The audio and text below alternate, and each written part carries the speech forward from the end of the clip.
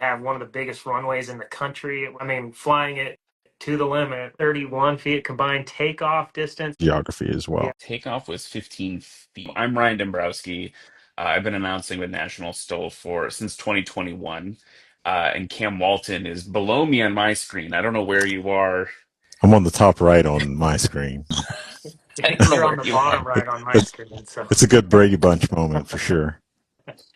So yeah, so Cam Walton's been announcing with me as well. You might know him, folks at home, as Cam Walton Images. He's an air show photographer for a long time, and when we were on the circuit, we are like, "Whoa, Cam!" He'd pop in on the mic with me sometimes, and I was like, "We got a really good vibe. Cam should stick around. Should do this more." he's also got the facial hair too. Oh yeah. Yeah, that's Yeah. a requirement. Yeah. Yep. Some type of facial I'm a hair. shoe in. Next time it'll probably I'm be a a shoe in, mustache. man. Yeah. Cam, nice to meet you. I'm Lance. Nice to meet you, Lance Lance. Hoch, yeah. Yeah, I haven't met you yet, but I did check out your IG page, and it's pretty sweet. You take some great photos, and looks like you're super passionate about airplanes and aviation. So I that's cool appreciate to it. see. Yeah. So let me fill in kind of like the what STOL is, because I think that's what's going to be most important. Then let's like dive in to whatever questions you have. I think the which might be a million questions, but Oh, basically we're just gonna we we're can, gonna go snorkeling. Yeah. yeah, we can go. Yeah, I love that. So National STOL, right? Like it is a STOL competition that travels all over the country. You can see the schedule there. We are now headed to Moses Lake is our next event for the air show, being part of that, and then we'll be going through Wisconsin, up into Wyoming, like Pennsylvania. We're all over the country this year. The whole thing is like your spot landing competition at your home airport turned up to 11. If you think, for me, my exposure to like STOL competitions when I first became a pilot like a million years ago, uh, I don't say that as a flex. I say that as like an age reveal. Okay. Uh, is Was Valdez, and we just had Oh, Valdez a couple weeks ago. We were at Pony Express STOL in St. Joe, Missouri during it, but like Valdez, the famous STOL competition in Alaska, where pilots are trying to land, show where they can land like at a line. And so where the National STOL works is STOL pilots will bring their airplane up to the line, they take off as short as possible. We measure the distance from where the main wheels leave the ground. They make a pattern, and then they land at that same line. They cannot touch the line at all. So they have to land just after it. If you touch mhm. before it, the run doesn't count. Let's assume you have a successful landing beyond the line. We measure that distance to where your main wheels stop. Mhm. And then we add those scores together. And then it's just like airplane golf, right? Like you're just trying to get the lowest number. Yep. The the other thing people ask a lot about so I'm getting texts about the live on our National STOL. Karen from National STOL like telling the pilots like, "Hey guys, like check it out, we're live right now with Moses Lake." So the other thing to talk about is we to keep it competitive, the aircraft are all organized into classes, and without diving into like the super nerd part of it, right? Like it's everything from heavy touring airplanes, right? You're like Cessna 205s and the big boys and girls. And then you've got like heavy experimentals all the way to like sport aircraft, which are very low weight, high horsepower. And it just gets like everything in between. Even J3s compete sometimes. So full spread of participation, but it's all based on that kind of like that model of what the forefathers of STOL competition did up in Alaska. Yeah. Yeah. Well, you want to dive into a little bit about maybe the relationship to STOL and off airport or backcountry operations. Yeah, I know. Cam, do you want to talk about? We have a little metaphor we always walk the crowd Let's through, hear it. like what we're Okay. simulating. Yeah, so we're always simulating trying to land like on a gravel bar. Like the stole line that Ryan was talking about, the start and finish line, like is the edge of the gravel bar. And if you land before that, then you're landing in the drink. So Yeah. as far as taking a nosedive in your airplane, you probably don't want to do that in the water, and we want to assume that it's deep water. But once you cross that line, then you've made it. You're free. You're on the island. You're ready to camp. You're ready to shoot. You're ready to do whatever you want to do. Yeah, and I guess just to clarify, I've gotten the question several times on my Instagram. People are like, "Well, can you land anywhere or whatever?" And you're talking about a gravel bar, and it's on a river legally, like when where the high water line is, you can land anywhere below that high water line. So for pilots that have airplanes with off airport capability, some of these locations are super cool for like myself, like to go land on and go camp, kind of Sure. remote access, no roads in. So, and then beyond that, uh, when they were breaking out country, like in Idaho, there's little strips scattered all across Hell's Canyon and everywhere along there. Um, and they had like sheep herder places and cattle ranches and stuff, and the only way to get in and out of those places was either airplane or by boat. And so airplanes bringing in supplies, like typically there wouldn't be like a designated airstrip. They would just have to find like Yeah. a long enough, straight enough, semi flat enough spot to land. And so these gravel bars that you're talking about, I've had to explain them a few times, but yeah, it's literally just a gravel patch on the edge of a river. Yeah, I And mean, 100%, and that's a great, yeah, like, I think Cam and I always are working to like make sure everyone understands, but like even going further back than like STOL comps, right? yeah, Like it's 100% that it's yeah, using an airplane. We talk as like general aviation pilots, yeah. everyone's doing like the $100 hamburger or whatever, and that's cool. Like that's a type of flying that like I do in Wisconsin. Uh-huh. There's not a lot of like cool back. I mean, there are some cool backcountry spots, but thinking about like the further west you go in the United States, especially when you've got like public land and things like that in Uh-huh. play, Uh-huh. 100%, right? Like you're Yeah. landing on mountaintops. There's all these great videos. There are nice flex videos, right? Like all the YouTubers, like our friend Trent Palmer, he's been hanging out at the series a little bit here and there.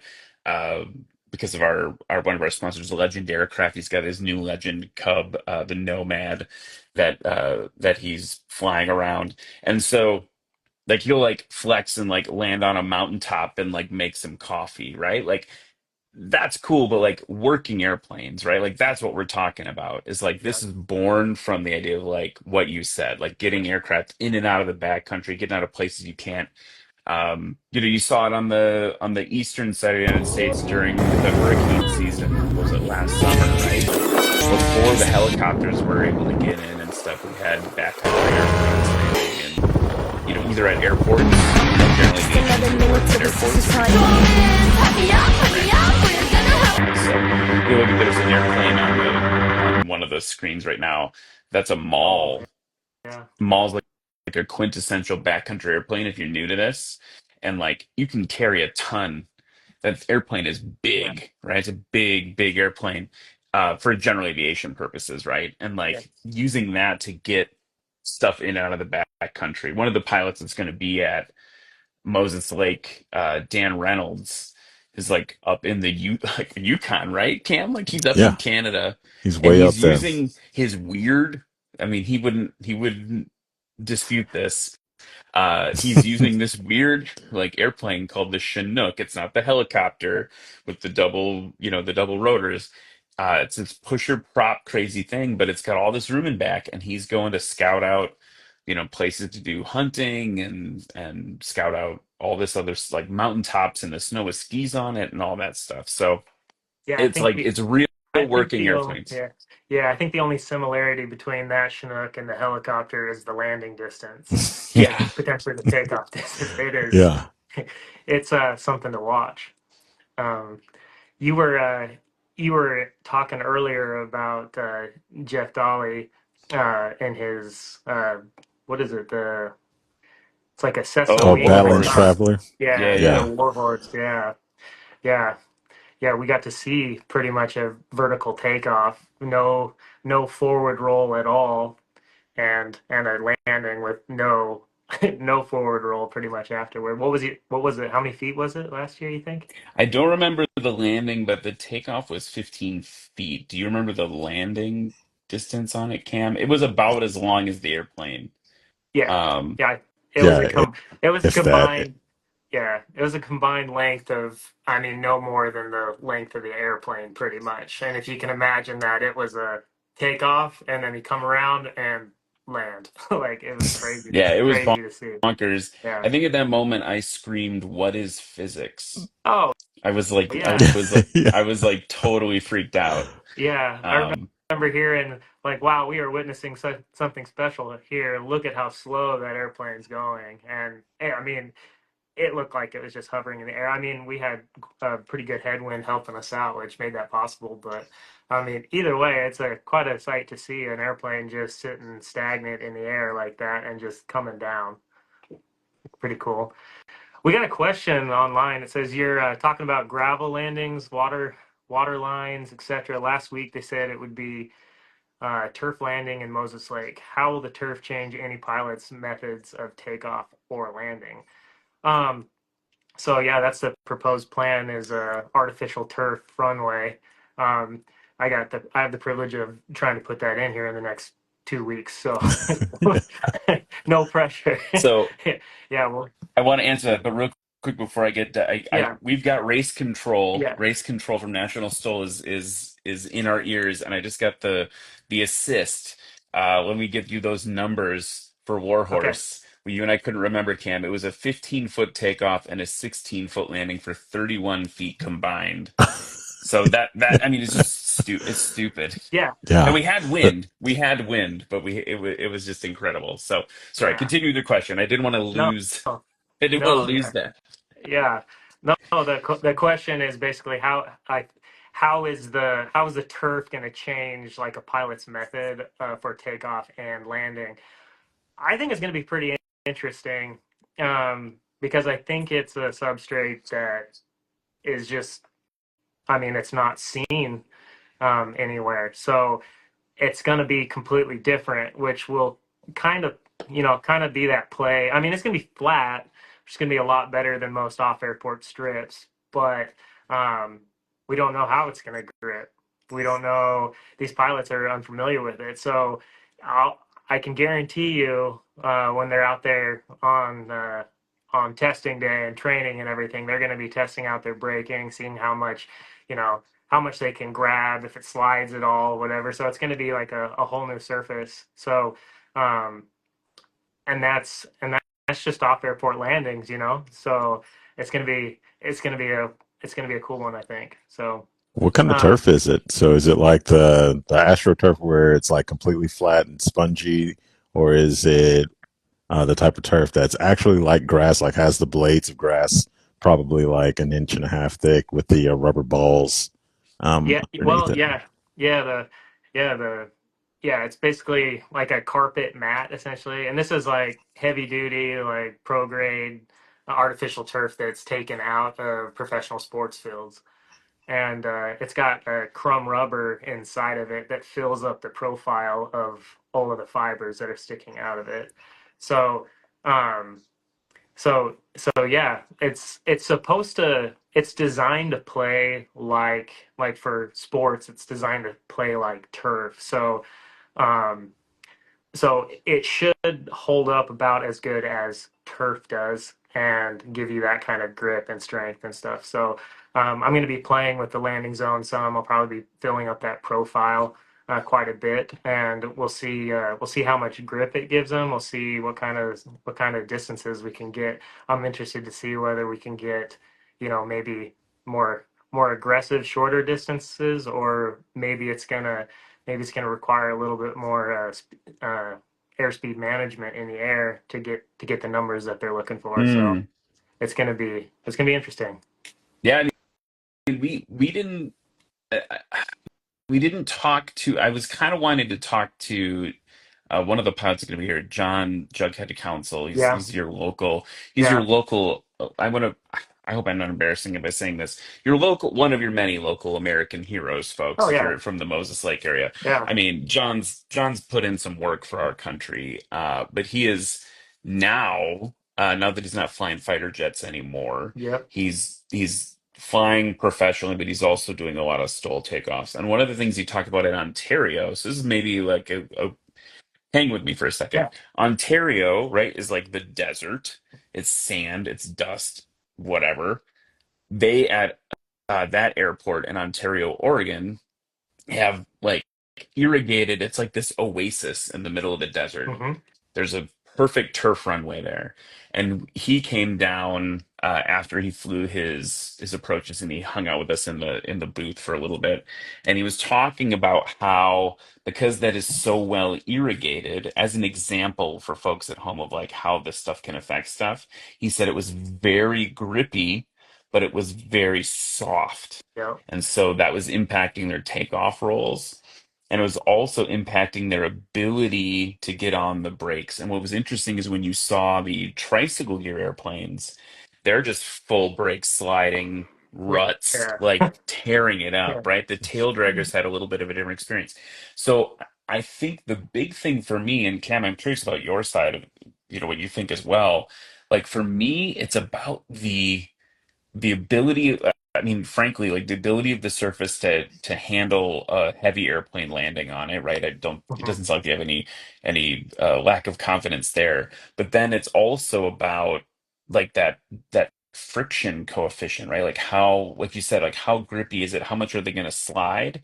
And then Hmm. the other question is just like, what's the best approach, right? We don't have anti-lock brakes in these airplanes. So Nope. if it does prove to be slippier with different tire Hmm. types too, that's the other side of it. Man, we're going deep right away. But like, so one thing you'll see folks in National Stole, I have a ghost in my house. One thing you'll see in National Stole is like some pilots like very classically run like the big fat tires. Well, for off airport landings, those are there to absorb rocks and logs and things like that, right? When we're doing more competition, you might see some of the unlimited competitors, say like Steve Henry, running like ATV, like super knobby ATV tires that are gonna like dig in real hard and like help them stop and grip because they know we've given them a nice surface. It's different than landing on the side of a mountain. You don't have these giant boulders. Hmm. That may be one thing to watch at Moses Lake with this new. It's the first time we've ever landed on anything like this in Yeah. competition. So like Yeah. watching the pilots like come out and practice and then be like, I'm gonna throw these other tires on, these other wheels on. Cam, I don't know what if you have any other thoughts on Yeah. that. I've just been wondering like how the surface is going to handle um, a lot, like the weight of the aircraft, the stopping motion, like all of that abrupt force, because it's going to be different from like, say, having the greatest quarterback or the Oh, greatest running back, like doing cuts, on top of that surface. yeah. Um, so yeah, that's what I'm curious about because I've spent a lot of time around fields and like Yeah. I know a lot of places they don't even want like ATVs rolling on the field if possible. Oh, yeah. So Yeah. yeah, I'm really excited to see how the airplanes are going to handle or how the turf is going to handle the airplanes. Yeah, I actually spent the last 5 years going around the country building professional sports fields. So we did things like we did the Mariners renovation several times. I mean, most of these places that have that turf, they're all multi-use facilities, right? And it's funny. It's funny to me having rebuilt all these places how particular they are about people not on the grass. Like stay off the grass.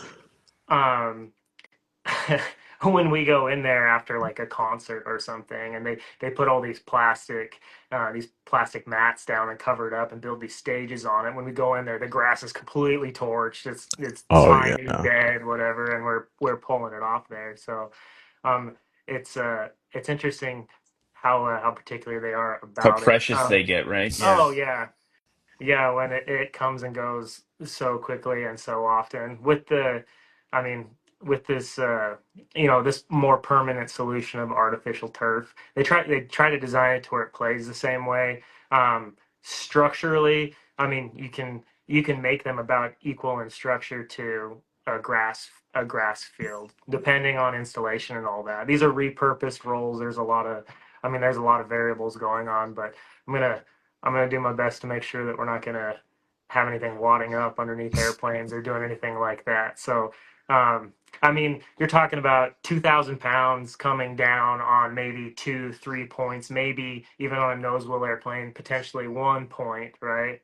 We got, you know, several thousand-pound rolls on the ground, completely filled up with a profile of heavy material staked down around all and seams taped and glued together. Like there's quite a bit going on to keep them in place, and I'm interested to Yeah. see. I'm interested in what it does. I wonder if Steve Henry can get on the brakes, and I mean, I'm sure he's going to be gentle on it the first time potentially to see what's going to go on because it might have the potential to grab. So Yeah. we'll see. We'll see. Yeah, I mean, I think the one that and so from our perspective, it's still I can't believe I'm saying this, like from an event standpoint, a competitive event, it's still early, Oh, right? A lot of pilots oh, like wait to the last minute to commit yeah. to booking because they have to figure out what the weather's doing and if they can get there in these like very slow VFR airplanes. Um, well, we do have Dan Reynolds signed up that, he's looking for a world record this year. So he's looking at the tapes from last year, and now we can't guarantee the win's going to be the same. But he's seeing what Warhorse did. We were talking about that earlier. Very heavy airplane, and he's got a very light Yes. airplane. Right? So he's thinking like, oh, that could be world record. And now if we add in this variable of the turf, right? Now we're Yeah. talking like if it's grippier, more advantageous for him, like he could be talking world records at Moses Lake. Again, that's heavily wind dependent, folks. I don't want to like, You're I'm gonna not like guaranteeing a you're world gonna have record. to go to see, Hmm. right? You're Yeah, gonna you're have gonna to have to show see up. Yeah. what Yeah. happens. You have to show up and see what happens. But it's gonna be really cool. I will say though, and I kind of bummed that we're not gonna be on the volcanic ash again, just because Yeah. that was fun. Me That was too. kind of fun. Yeah. But this I is mean, gonna I be fun think in a new way too. this is the attempt to keep. I mean, it was fun. The wind was fun. The dust was just a byproduct of the wind and the geography. So um, to keep everybody's eyeballs happy and everybody's Oh props and yeah. engines and everything. So this is the turf is a way to remedy that. There's no way to irrigate. We're in the desert. It's gonna be interesting. I want to say that I said that understanding that during the national STOL competition, I am in a perfectly sealed up box, like a climate controlled box. So it's real easy for me to say, look at that. That dust looked awesome. Yeah, I was 'Cause I I don't, was I'm in a not, sealed up box. I was in a sealed up box with full right rudder trying to come in and that way. Yeah, I was in a box too. A little less comfortable, but it was fun. It was fun. anyway. uh I okay, so maybe we'll get right back on course here. I've got a lot of questions to ask you guys. I think we kind of went over some of the geography, compared it with some other places like Ontario and stuff. Moses Lake, you've been all around the country doing this. How does Moses Lake and Grant County, like in a comparison, or just in general, how do you feel it is as a destination to go flying? Well, I mean, it's beautiful country, right? So like just like base level. I mean, and this is something that is really exciting for us. I mean, the biggest benefit of this job, which is a weird thing to call it, right? Like trying to explain it to like we were at a Girl Scout meeting with my daughters this afternoon, and I was trying to explain it to the other parents. I'm like, yeah, so like I travel the country like announcing this motorsport. like like trying to explain what it is. But one of the things that's so cool is we do get to see all these cool places. And we just spent a fair amount of time talking about the Yeah, turf and yeah. how that's going to be exciting. But like even remove that surface from the equation, every stop on the circuit is like a new set of challenges and a different set of challenges for our pilots. So from a competitive standpoint, we love seeing that, right? Like every place is different. Sometimes you're very high density altitude. If you're a pilot at home watching, right, you know about how the heat and altitude can make your airplane perform differently. All the way down to, later we'll be in Virginia Beach at sea level, Hmm. with F-35s flying over us. Um, so there's that side of it. And then I think, yeah, like coming to like just the fun part of like seeing all these parts of the country, like there is no place that hasn't been amazing to visit. Like Yeah, like like every place that we've been, the community welcomes this new, relatively new, like we're 5 years in, like motorsport to their city. They're so gracious. Everyone's so amazing. And we're seeing a beautiful part of the country every time. Places that, I mean, particularly I mean, Moses Lake is a little more established as a community. Some of these communities were like Jennings, Louisiana. Like that's a really small city, like in the middle of Louisiana. Mhm. And I never would have been able to see Jennings. So I'm looking forward to it, to be in Moses Lake again. It's a beautiful place, and it's historic too, which is pretty cool.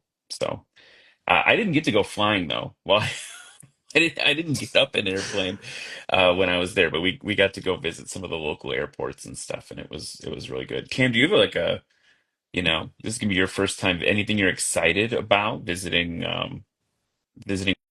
Moses Lake for the first time?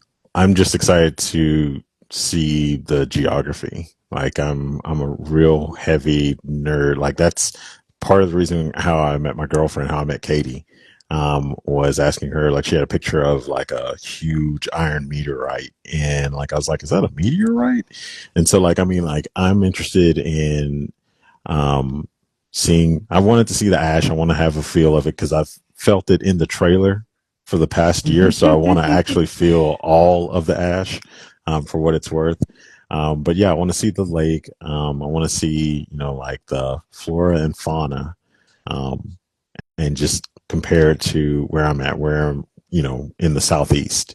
Um, Hmm. but that's what I'm really, as far as Moses Lake, because I have no idea what to expect besides, what I've seen in the competition, some of the tourism videos, and what I've got a couple of local friends that are in the area, what they've told me. But yeah, I'm just ready to be in a different zone and be way up in the Pacific Northwest and see what it has to offer as far as the sights and sounds. Yeah, I really loved it. I mean, it's a cool airport. There's a lot of av geek stuff happening at the Moses Lake like the show site, right? There's Boeing's putting in work. There's all sorts of stuff happening there. And then you've got this, big air show, and the community's coming out and seeing it. So that's really cool. And then yeah, like getting out, we did last year for the competitors, we had the luxury of coming out to like one of the local smaller airports for a dinner that night, and seeing that like local community and stuff was pretty wild and beautiful. It's a beautiful part of the country. And I'm gonna say this, I'm gonna admit this here to the folks in Washington. I had like, as someone from Wisconsin, like I don't think I'd ever clocked how beautiful and different the eastern side of Washington state is. Like, I'm just admitting it. I'm just admitting it. I had Seattle in my brain, and I showed up and I'm like, oh, this is not what I expected, because I'm from cornfields, and that's it. And so I didn't totally know what to expect, and it was a beautiful and pleasant surprise to visit the city and the region. I mean, look at that, look at that footage there. So Yeah.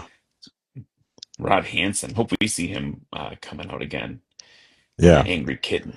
Yeah, Rob and his dad flying the same aircraft, right? yeah, Yeah, yeah. That Rans S7. yeah. Anyway, you're back. Hello.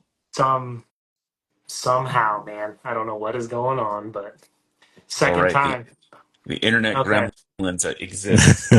Yeah, we're talking about airplanes. You can't get away from gremlins. I guess, yeah. What I miss? We were just waxing poetic about Moses Lake and how beautiful Oh, it is, and yeah. how Ryan didn't know what the eastern side of the state looked like. No kidding. So it was a pleasant and beautiful surprise, I think, is right the last thing I said right before you, you pop back on. Well, Moses Lake has some.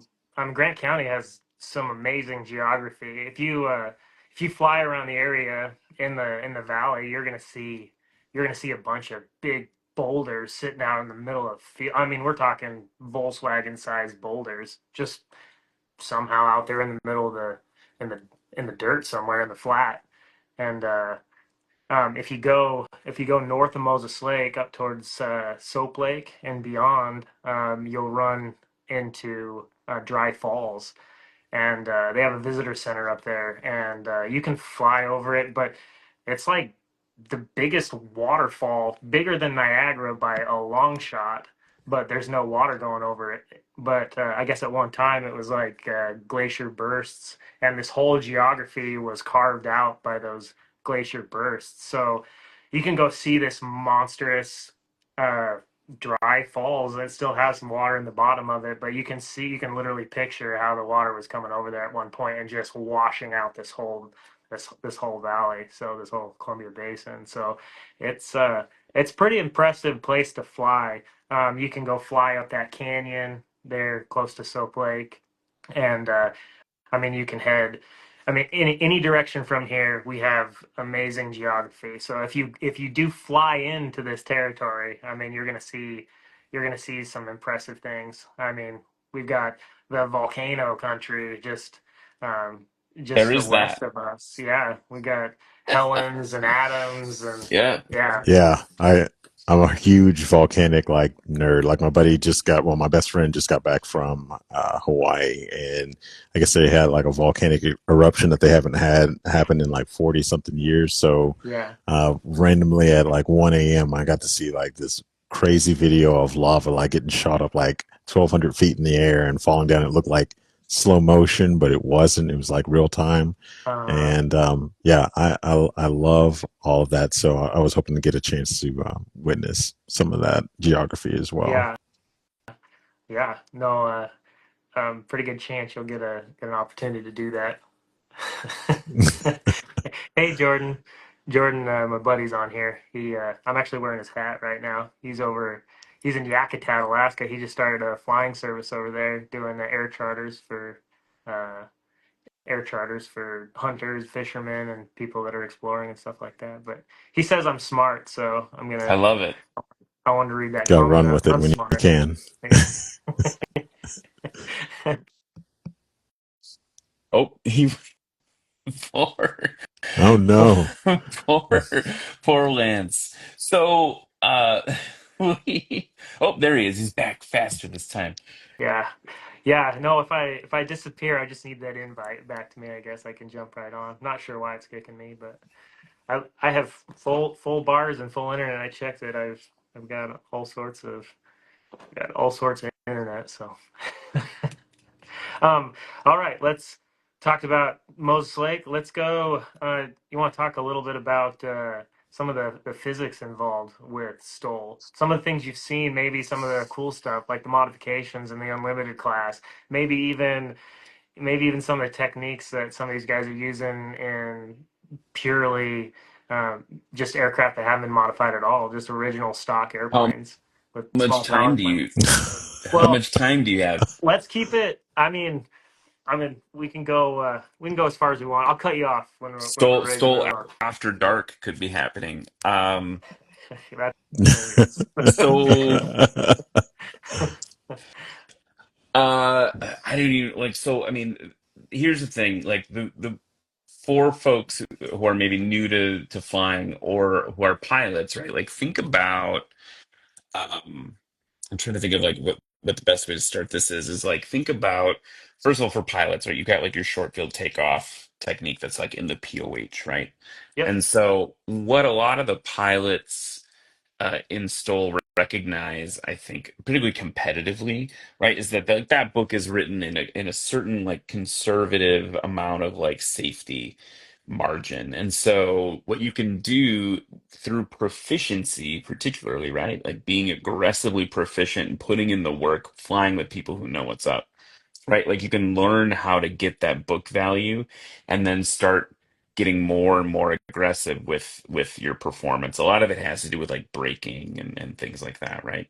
So what we're trying to do, I mean, National Stoll in particular, I want to like stress is not like a slow flight competition. Like that is how like people get hurt. Um, but we are pushing airplanes to operate in that slow side of the regime, in terms of flying. They're coming in, what you'll see pilots do, particularly like high performance airplanes do, is they'll come in very low and get what is called behind the power curve, right? So where the airplane is literally only flying, uh, that's me pantomiming it, right? You've got the nose really high up. That's what we call like a high angle of attack. The wing is generating like all the lift it possibly Yeah. can, but not probably enough to keep it holding altitude. And the engine is just cranking and holding you above the ground. And that's your balanced, kind of in this like balanced place where all these things are working together. And if you lose the wind, like maybe a gust drops out, or you run out of you run out of throttle to add whatever number of things, means the airplane doesn't want to fly anymore. What happens in National STOL, if you're willing to do that, it's not risky because you're 3 feet off the ground, 2 feet off the ground, whatever, right? You're not going to stall spin and get injured. You're just going to plop down and be embarrassed, right? Um, so there's a number of modifications to the plane, and maybe for the sake of time, Cam, maybe we'll each pick our favorite. I know there's one that you want to talk about from Ontario that I'll let you have, even though it's kind of my favorite too. But one thing that you see, right? So obviously you've got like the basics, right? You've got ailerons are making the planes go like this. Your rudder's making the plane go like this. Elevators making the. How am I doing? Yeah, we're Yeah, doing yeah. this. Your pitch, Yeah. and then the big thing we talk a lot about is like flaps and application of flaps. So even on like the stock airplanes, right? Flaps come down, they generate more lift. So the airplane, they're the inboardmost control surface on the wings.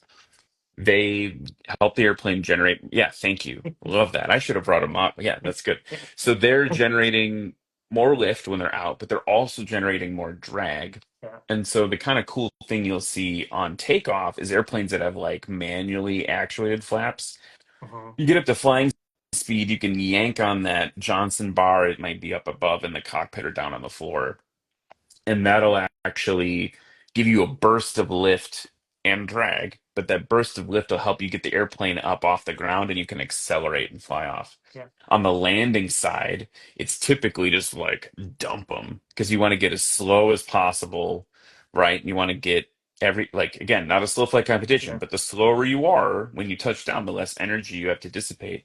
So you're coming in really slow, and you'll notice pilots, again, as soon as they touch down, they retract the flaps. And what they're doing there is, we talked about all that extra lift Hmm. that the flaps are making. Hmm. Well, you want to get rid of it because then the airplane's on the ground more positively. Your brakes can do more work. That's like the base level stuff. My Yeah. favorite, which is not actually my favorite, because Cam's going to talk about my new favorite as of last week Oh or two my weeks ago. goodness. Yeah. Uh, you see slats, Uh-huh. very similar to an Uh-huh. airline, Uh-huh. airliner, right? You've got slats on the front. What slats do, and some of them even pop out, but most of the time they're fixed now. I think people are noticing that it's just as good to have them fixed in position. They're an extra little control surface on the front of the wing. I wish I had a picture of it. Basically, they're like out in front of the wing, and what happens when the wing gets up, high angle of attack again, where the wind's hitting the wing like this, these slats are going to help connect. What are these pantomimes? They're going to help the air stay connected to the top of the wing and Yeah. help it fly still. I think I'm doing it general enough. And I would want to get into like aerodynamics Yeah. 101. But though you see Yeah. those on like the more high performance airplanes, and that's really exciting. Yeah. Yeah. No, that's you. I wanna hear cans. Yeah. Oh yeah. Cam's got the So cool, way cooler one. oh yeah. So now we have the canards with which Oh yeah. we got introduced to the last competition with Howell's Badlands Vaquero. So the You put canards are canards on it? yeah. There's canards on it now. So Internet. what canards are they're basically an extra set of wings, like right around the nose area. Like, I mean, for him, they're going to be like right below the Yeah. windshield. But I mean, they're going to give him extra authority, like pitch authority. Hmm. Um, there's going to be, I mean, like it's a lot of give and take because what it's supposed to do is that it's supposed to shorten his takeoff roll by 30%, but they're only supposed to be effective within that takeoff and landing regime and not during cruise. So like Yeah. when he's heading home and stuff, like he's not just rolling with the canards. Like they're very purpose built. Just But pops them off. yeah, yeah, Huh. they can literally just pop off, which is crazy engineering. What And a guy. I feel like I have been a part of that moment ever since. Clint, the person that invented the Badlands Traveler, like I watched him at Oshkosh walk around one of those King Katmai like 182 Cessnas with the canards already built on, and I could just see the gears just like turning. I mean, like I could literally hear them turning outside of his head. And next thing I know, a year later, they're on a Badlands, a version of the Badlands Traveler, but the Vaquero, which has like a little bit lighter frame. It's reinforced Okay. in different areas. It's a little bit shorter. It's basically purpose built for the Rotax 916 IS. Yeah. So So, so that is cool. But the insane part about this canard thing, right, is like if you're a big av geek nerd like Cam and I, you might know about Burt Rutan. Hmm. And there's like this whole separate thing of airplanes that go very fast, very efficiently, and they're backwards. You're actually going to see, let's connect it back to the air show. You're going to see Kyle Fowler, I believe, during the Moses Lake Air Show flying along easy. That's an airplane that's got the big wing in the back, the canard in the front. And the canard in the front is working as an elevator, the way that, yeah, exactly, like a backwards airplane, right? Yeah. That's a super cool thing. And so what you take that technology, because most people don't realize the tail of the aircraft is actually like balancing against the lift. It's not a normal configuration like you just had your little model there, the I think it's a Piper, right? A Cherokee or Yeah. whatever. Like the That's a tail is little airplane to guess the model of. But yeah. like the Cherokee. tail is actually like pushing down, right, Oh. to like help the wing stay. It's not like two lifting surfaces, but there's Kyle Fowler on that airplane. The nose, those canard surfaces on the front are actually lifting the front up. So it's everything's generating lift. It's more efficient. And so what Hal has done, he's still got his normal wing, he's still got his tail. That canard basically is overcoming this like crazy technique that happens on STOL planes where they actually put more weight in the tail to help them get a bigger angle of attack on landing and takeoff Mhm. because they run out of CG center of gravity to be able to like grab those bigger bites of air. And so pilots will put dumbbells even on the backs of their planes. And so what he can do is he's like, hey, like normally I'd put like 15 pounds on the back. Well, that 15 pounds is weighing me down. Mhm. I have 7.5 pound or something, Cam, like canards, yeah. and that's going to put more than 15 pounds of back pressure on the tail, depending on how I move it. Mhm.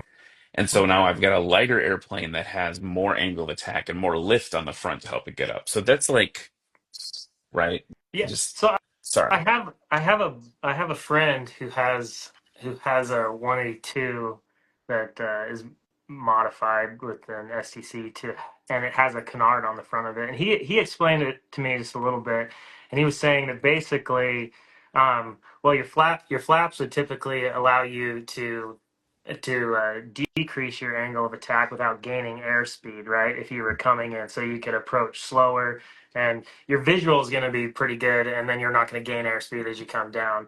Well, I mean, same is true here in this configuration when you're flat and level. Well, at some point with the weight up front in your airplane, and you trying to get a more angle of attack to slow you down this way and lose airspeed, eventually you're going to run out of rudder authority, and naturally the airplane, because it's stable, will pitch down, right?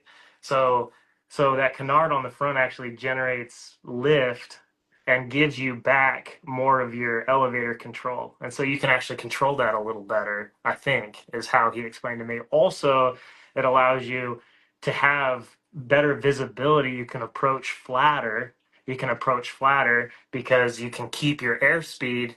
If your airspeed was, say it was 40 miles an hour without the canard in this configuration, if you wanted to get slower, you'd be raising that angle of attack. Well, if you had more lift there, then you can actually you can actually get slower without increasing the angle of attack, also giving you better visibility on approach as well, which I think is pretty freaking cool. So That's a lot. If you're yeah, new here, yeah. that was like a master's level I course in don't. aeronautical I, engineering. no, I probably got everything about that No, wrong. So it sounded good enough to me. okay. I mean, but this is the cool thing, right? Is like, and we've got Kyle, who's been trying to convince me to buy a Long Easy to Yeah. come to these STOL comps in for a while. I was hanging out with him at ICAST last December, and I was like showing him one that I was thinking about buying. So good dude. Excited to watch him fly, at the show. Uh, like this level of innovation, like I don't know where else that happens. That's the other part about National STOL and STOL flying in general. Like I don't know what other part of aviation like dudes like Hal Stockman are going like, what if I threw a canard on the front? Like that, Yeah. what, like that is just that's a cool place to be, right? Like there are not a lot of frontiers left Yeah. in I, the world, and we're on this weird frontier of like how short can you land an airplane that's not a helicopter, right? Like how short, like, and we're just throwing stuff on airplanes and trying to figure it out within that experimental rule set. So I don't know, I nerd stuff, but fun. I follow a guy on Instagram, Cessna Tour or whatever. You probably follow him, Yeah, but yeah. um, it's really it's cool to see like the modern innovation, like what we're doing now, and then it's also it's really cool to see how much the stuff we're even trying out now has already been done historically. And we got the Storks and these Bichards and all these older airplanes. The what is there's a Cessna version of it's like the L-19 The Bird Dog or bird something like dog, yeah, the Hmm. yeah, Bird yeah. Dog and these different STOL airplanes. I think Mike Patey had a quote of his was something about building things and everybody advances, and I think that's Yeah. kind of ties into what you're saying there. I mean, we're trying to do something so niche, so and it's on a competitive level where it's probably the only place that it really makes sense right now with these experimental airplanes. It's not something that you're not going to go out and test the very limits out in a backcountry environment. So even though it has this kind of flying has your roots in backcountry, it's cool to see the advancements and like technology change on a playing surface essentially because we're just having fun here. Hmm. I mean, I think some of us are maybe more competitive than others, but we're mostly having fun. Yeah, truth for sure. Yeah. um I was gonna ask you, where are we at on our standings for the tour right now for the STOL competitions? I mean, we're three in, Okay. so things are still pretty like things are variable, right? Like, Hmm. so Heritage stole due to some really inclement weather that was coming in that weekend got postponed to September. That was both for our pilot safety and the safety of the folks at the Military Aviation Museum there. They fly warbirds during that show. They Yeah. got like a pretty impressive collection of warbirds, and so that was punted to September. So what that means though is we're instead of being like almost like instead of Moses Lake basically being the halfway point, it's a little bit earlier than halfway point by like one event. Hmm. Um, so it's still anyone's race. Do you think that's fair, Cam? Like I feel like it's any like we've had a lot of the heavy hitters. They come out to the events based on geography a lot, Hmm. right? So we were talking about Steve Henry. Yeah. Steve Henry's operating an airplane that is so slow and very expensive to run. I don't know, his gas is like probably like 30, $40 a gallon. He's got like race fuel he runs through that thing. And so he's got to trailer that thing. Like it doesn't make sense. It's such a purpose-built airplane. Yeah. He's got to trailer all over the United States. Other pilots are flying, Pat McIntyre's one, who's also in the limited circuit, limited class. He's flying a Ranza 7 all over the place at what, 70 miles an hour, Yeah. 80 miles an hour. So what happens is pilots can only hit certain ones on the circuit. And what's exciting about it for me is when we come up to Moses Lake, we come up to Oregon, there's a new set of pilots that get exposed to it, one, and two, like get some points in. But then when we go over to Appalachian Mountain Stole in Pennsylvania, that's going to be a whole new set of pilots putting in scores. So it's hard to see where it's going to like Yeah, stack up. You know what I mean? Like there's a couple people that come to everyone, like you're in the touring in the new wilderness class, like those heavy guys that are flying, their airplanes are fast, they're big, they come to almost all of them. We're seeing some of that stuff kind of start to as planes get built. Um, and actually, Cam, that's the other interesting thing about this season. So it's your fault at Moses Lake. So not to do another like not a sponsor. Sorry, I'm nerding out. my fault. Um, Oh, it's your fault. Well, Moses Lake Airshow. okay. Uh, we had the Badlands Traveler come do. We talk about Warhorse. It's like this to me. If you talk about like the storyline of last season, was like things were kind of status quo. We had the unlimited class folks innovating. We weren't seeing a ton of things yet in terms of the other classes. You know, everyone, there were a couple hot rods in every class.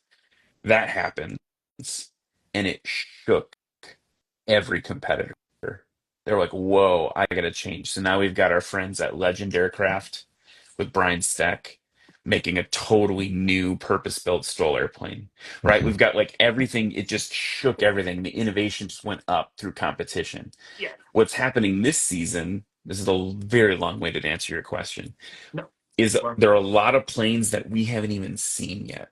There are pilots waiting on FAA sign off yeah, for brand new planes that in a year they were like, I need to up my game because this person, this pilot, they're all doing things that are new and exciting yeah, technologically. Never mind the pilot skill. And yeah. so that's the other interesting thing about this season is we haven't even seen everything yet. There's pilots that are like, oh, wait till you come to Sodbusters. I'm gonna Mhm. I have a little surprise for you. So, sorry, that was really long. I can't. What do No, you what do you have to say? I'll I, be quiet. no, I even have something to say on it when everybody else is done too. So, Cam, what's up? Oh man, I don't know. I like Ryan said, like the innovation is. I hate to parrot and to piggyback, but I mean the innovation is really where it's at. Um, just seeing canards, like I thought that was a joke because we read the pilot profiles and whatever information they want to give us, and like he put canards in his profile, and we were like, yeah, all right, well they're not here, and St. Joe. And then 2 weeks later, they were at Ontario and in full effect. So, I mean, like that's the one thing that I really enjoy about um, National Stoll and the Stoll circuit and what the pilots are doing right now, and just the fact that just there's that level of camaraderie that they have. Like they're not going to talk too hard on each other. In fact, it's hard for some of the pilots, like some of your most competitive unlimited pilots, like they're bashful, if you will. Like I mean, like Steve Henry is a competitor, but he's not 100%, about bashing another competitor, even friendly. And so is Dan. Dan's the same way. Like Ryan and I were given the interviews at Sun and Fun, and Dan and Patrick were just having it out. But like, there was just so many things that were happening during that interview, and Dan just wasn't, he wasn't really like hopping on board with talking too much mess about Steve or Patrick or anything. But he is a player, and he's out there for blood for that world record. Yeah, I gotta, I gotta take a second here. Jeff Dolly's on here and champion of Most Lake National Stoll last year. You're talking about innovation. He wants to get on this conversation. I got to answer his question why he's not being added. We're limited to four boxes here Oh, essentially. Jeff, man, that would be I'd add amazing. him here in a second. In fact, I'd sacrifice my position to get him on Yeah, here.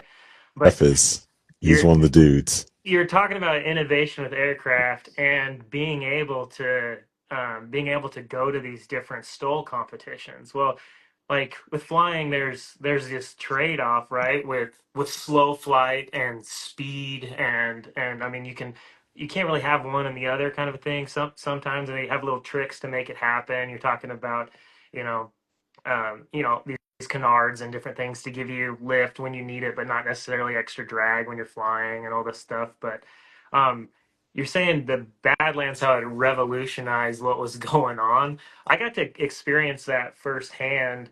I had never seen the airplane before. I knew it was being built, and then Jeff actually met up with me um, in Idaho, close to Boise area, before the STOL competition last year, and we flew home together. See, the plane he had before that was the same exact airplane that I have, which is a 170A model, and it's just a 145 horsepower, stock Cessna wing airplane that, you know, when light will do some pretty fun things. You can land in that, that combined 300, 250, that area.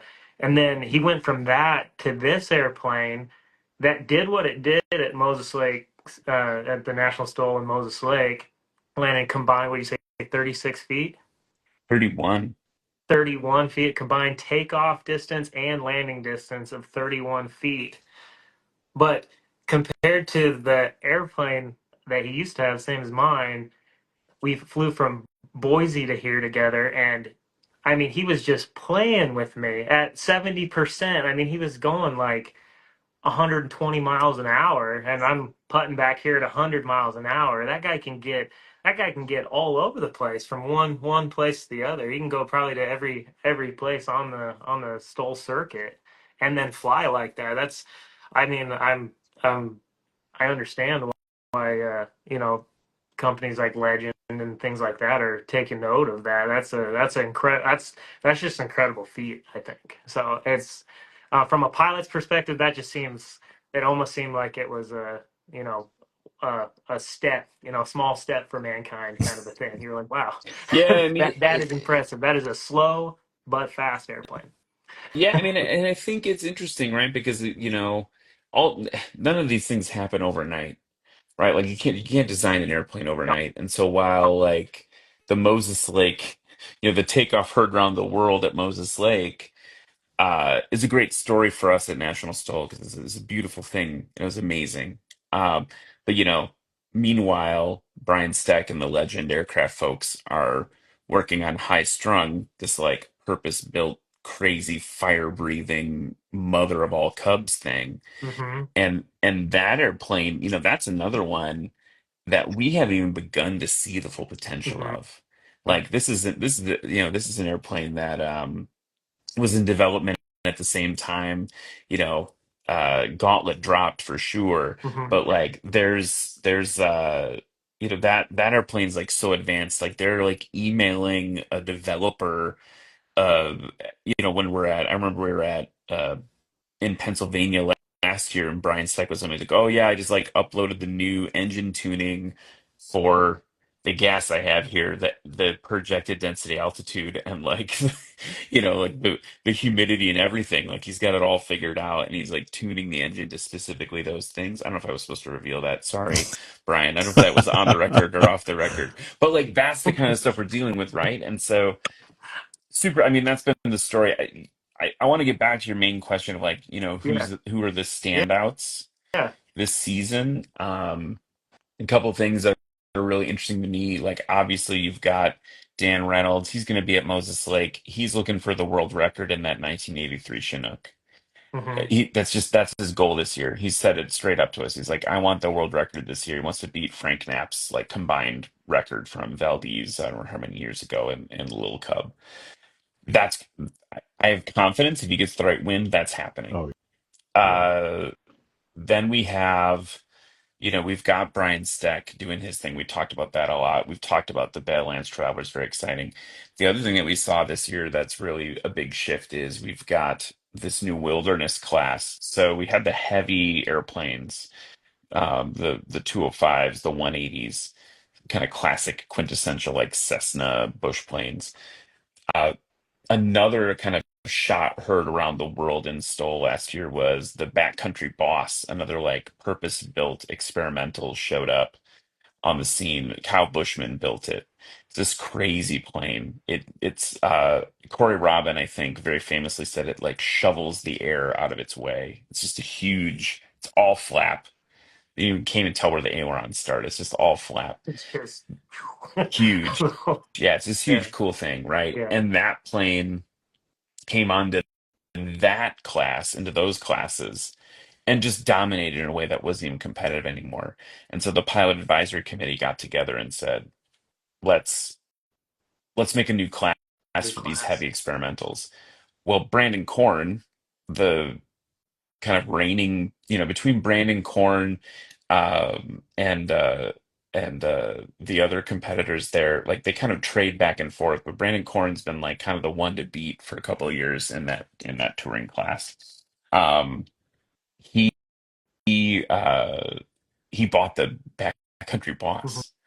And so no, he's learning a brand new airplane. He had to switch from, you know, nose dragger to tail dragger, and we're watching him get that thing up and starting to get to get good at it. And then the guy that would beat him every once in a while, John McCardle, was in the mall. I think you saw some footage of a mall earlier. We were mhm. we were on the little video screen there.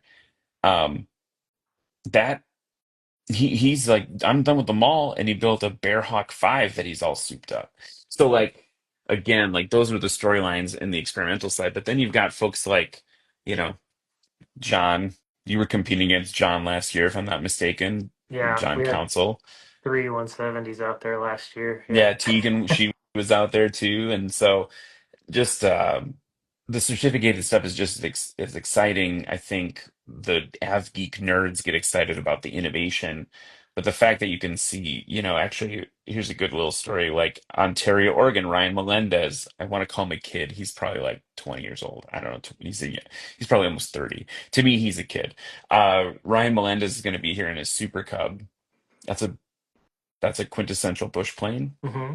but he's flying it. He's flying the Super Cub, and he got the bug in Ontario, and he's like, "Oh, I guess I'm coming to Moses Lake to compete." So it's just all over the place. Like those are the storylines that excite me, um, because we're seeing things like develop year over year. But to the folks at home who are new to this, what you got to know is like you're going to come to an air show, you're going to see RC airplanes, you're going to see aerobatic acts doing stuff, see military stuff. It's going to be a big, cool show. And at the end, we're going to have an actual competition in front of you, something that's been going on for years that really means a lot and can change the course of a season for folks how they compete in Moses Lake. And if you like Cubs and you like Super Cubs, you're going to see those compete. If you like Cessna 170 Bravos, you're going to see one of those fly. Uh, you want to see a crazy experimental thing with the prop in the wrong spot, you're going to see that fly too. It's an accessible and different way to see aviation. Yeah.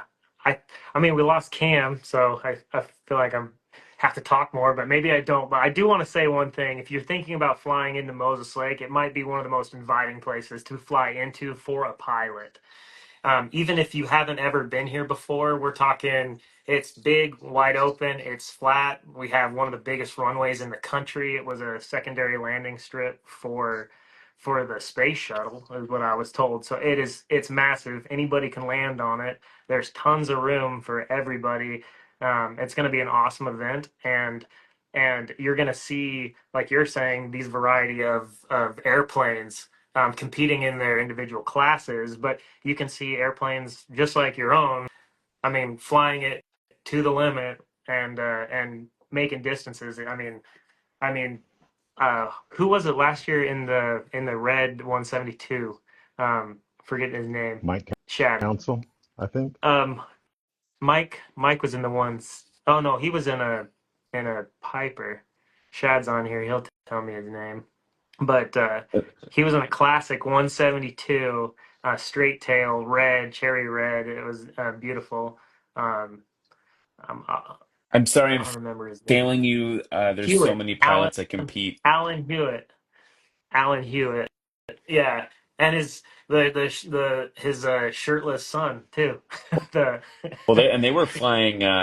Yeah, and they were also they were Yep, Rod and yeah, they were flying yeah, Rod Hewitt the and Rands. Alan. Yeah, yeah, Yep, Oh, the Hewitt yeah, clan. yeah. I mean, I mean, I was blown away at the numbers he was getting in that 172. I mean, yeah, 0300 or 145 or whatever. But oh man, I mean, I I have fun watching innovation, but I also have fun watching just stock airplanes fly and seeing what pilots can do with them.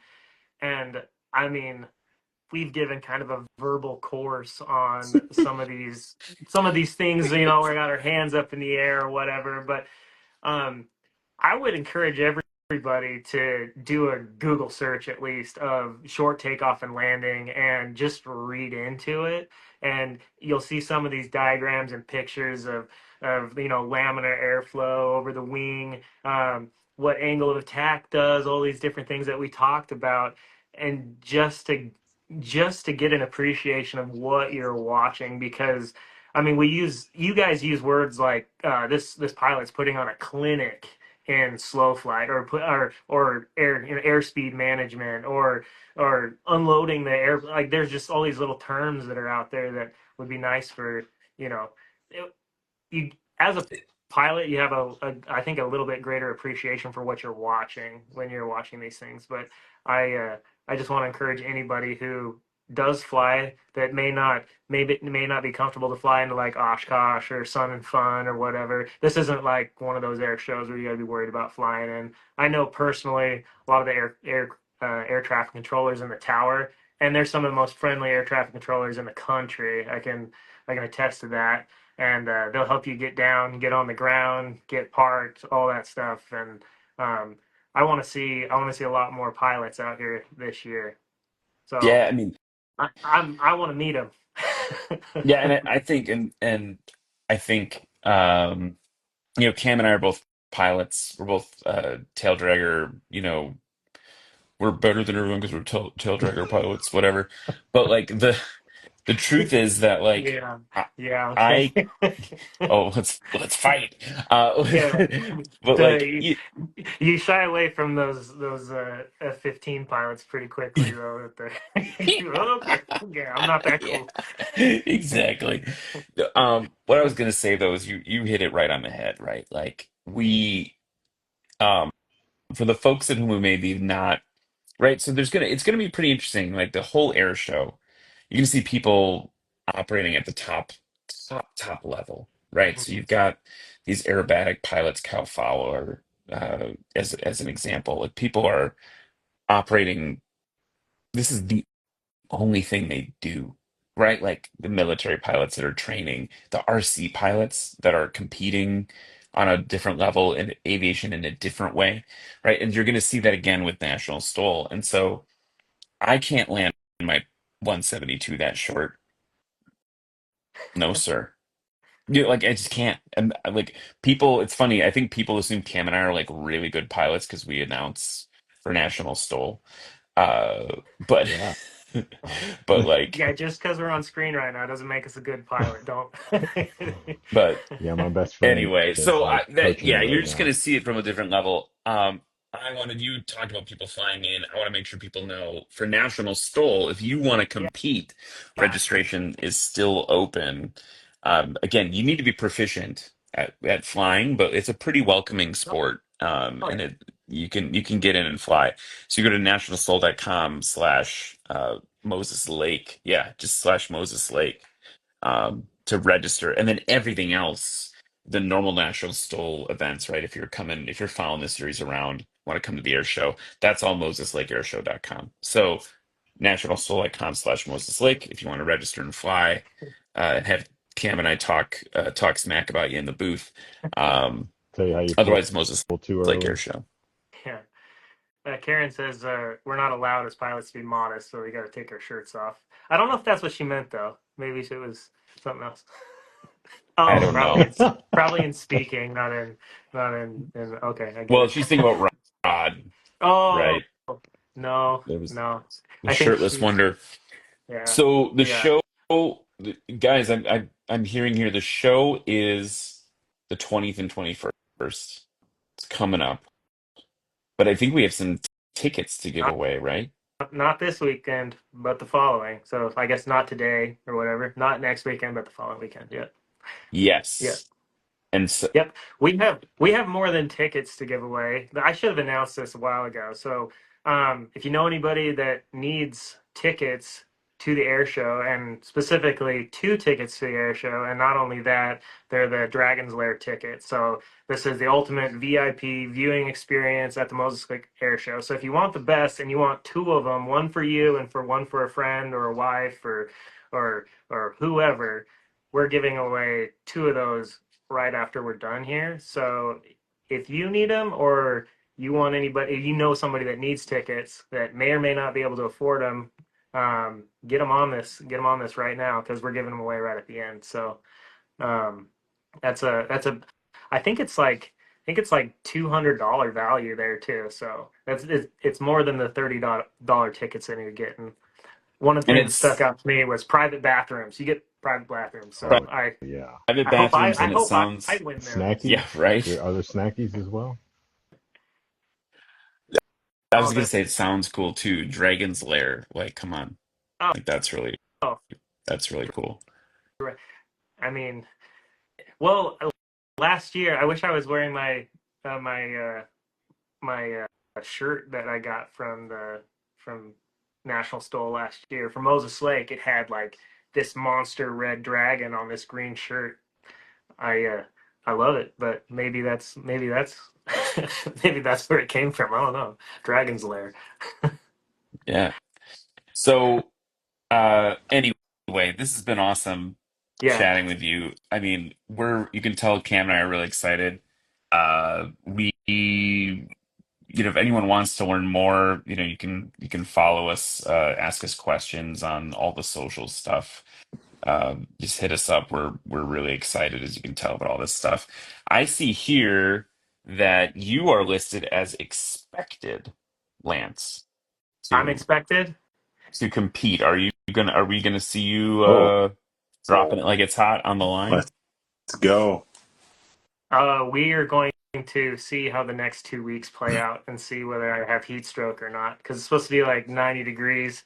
I got the turf coming in on Tuesday. We got some testing to do yet and make sure that this is all going to work out right and make sure it's safe for everybody. So, um, I am undetermined whether or not I'm going to fly, but I'm going to be there for sure, and I'm going to be supporting. So, So everyone go in the chat right now and just no, no, guilt him no, into Yeah, no, don't it yeah, do right that. there we now. go.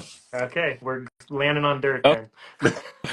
okay. Here's the other thing. I just got a text too. I think we have the winners of the tickets, of the Dragon's Lair tickets. Do you want to announce that? I It's very exciting. if you see the name, you announce it. Go for Well, it. it says here, I mean, this someone random person could have texted me just to swing the whole thing. It says give away two VIP Dragon's Lair tickets to Mike Council at Council Farms. Mike won? Yeah, Mike won the tickets. That's amazing. No, he can't win them. He's gonna be there anyway. I don't know. That's what it says. It says right here. All It says it. right, he can have them. I don't know. I'm I don't make the rules. I just said it. I just read what's given to me. well. He's a deserving guy. We love Mike. Go Mike. Nice. Um, if we're closing out here, I gotta give a big shout out to Giza Credit Union, Boeing, Port of Moses Lake, the city of Moses Lake, and to everybody else involved in making the Moses Lake Air Show happen. We're trying to make it grow. We're trying to make it bigger. We're trying to be more inviting. We're trying to get more pilots involved. Um, we're trying to get something that is going to build and grow and be a great experience for everybody, which it already is. If you were out there last year, have been out there, you know what it's like. But this year we have something special for you. I got to talk to the air boss last week, and she is on point. She's preparing to make sure that everybody's safe and taken care of, and that it's an inviting space for everybody, kids, um, kids, parents, family, grandparents, anybody, pilots, non-pilots, anybody who's interested. If you're curious, even like I hope to see you out there. She made the point of saying that after these pilots are going to be on the ground, there's displays, there's things to walk through, there's food, there's face painting, there's activities, there's I mean a number of things to watch, and you're going to have your head in the sky being amazed. So again, Giza, Boeing, Port of Moses Lake, City of Moses Lake, you guys, National STOL Series, um, Cam, Ryan, uh, great having you on tonight. If you have any closing statements, I'd love to hear anything. I would just I guess I'll go first. I think the it is one of my favorite memories of last year was coming out to Moses Lake. And I'm just really excited to be there again this year and to be part of the show and to work with all the great people that you're talking about. So you'll be hearing our voices a whole bunch during the show, actually. Um, Beyond just National Stole, we'll be help bringing the whole thing to you. So we're excited for that. And if you see us, say hello, even if we look a little dusty and tired or whatever. Like, still come say hi, give us a high five or whatever. Just let us know you're here. We love to see you guys, and we're excited to fly in and have a nerd weekend, another aviation nerd weekend. Oh, Yeah, I was excited to see the recording from last year, seeing Jeff's takeoff and landings out in that wind and in the volcanic ash, and that got me amped to come out. So yeah. I knew I had to make it out, and even though we won't have as much volcanic ash, I'm still excited about being out there. And He's like, yeah, please. um, I'm still excited about being there for the air show, especially, and being able to work with Donna, like you mentioned, Yeah. who's an amazing air boss. Like just in the emails alone, like this is my first time, taking all of this in and doing the big thing. And from her emails alone, I was like, oh, this is business. So this is really going to be awesome. Yeah. I went to the I went to the Washington Pilots Association meeting on Tuesday of last week, and I mean, we had as good of a turnout there as I've ever seen, and everybody, we've got tasks delegated to every member there. We've got more people coming in for volunteers.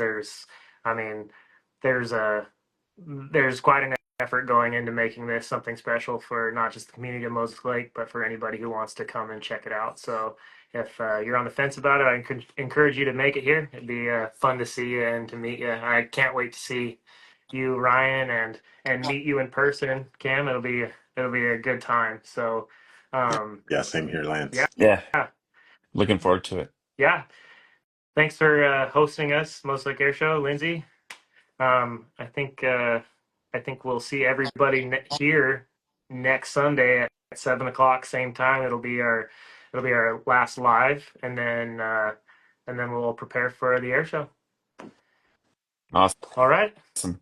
Thank you, gentlemen, and Thank you Lindsay. so much, folks. We'll Yes. see Yeah, you. you guys take care. Yeah, you as well. Yeah. Bye. What you got to know is like you're going to come to an air show. You're going to see RC airplanes. You're going to see aerobatic acts doing stuff, see military stuff. It's going to be a big, cool show. And at the end, we're going to have an actual competition in front of you